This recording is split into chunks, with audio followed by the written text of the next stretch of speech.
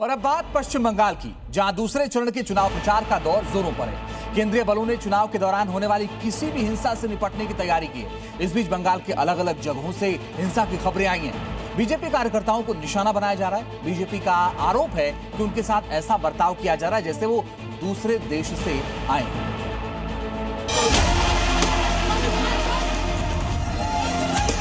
पहले चरण के चुनाव में बंगाल से हिंसा की कुछ तस्वीरें सामने आई थी। कुछ लोगों ने माहौल खराब कर लोकतंत्र के पर्व को दागदार बनाने की कोशिश की थी। आशंका जताई जा रही है कि दूसरे चरण की वोटिंग के दौरान भी अराजक तत्व हिंसा फैलाने की कोशिश कर सकते हैं। लिहाजा ऐसे लोगों पर लगाम कसने के लिए इस बार जबरदस्त तैयारी की गई है।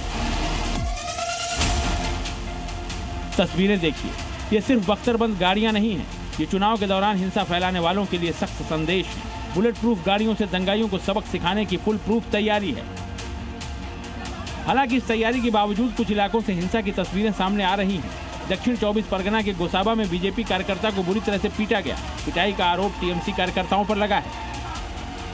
चुनावी महासमर में टीएमसी को बीजेपी की चुनौती जमीन पर पसीना बहाने वाली दीदी के मददगारों को रास नहीं आ रही है, जिसकी गवाह है ये तस्वीरें।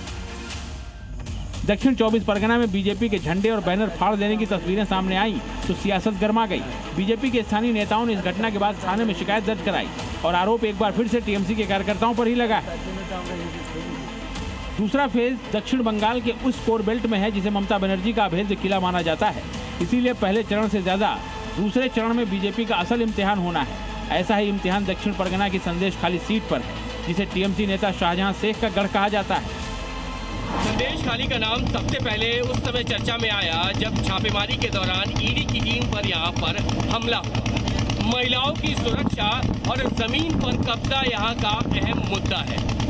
हालांकि इस बार यहाँ पर मुस्लिम मतदाताओं की संख्या थोड़ी कम है, लेकिन महिला मतदाता इस विधानसभा सीट पर हमेशा से निर्णायक साबित हुई है।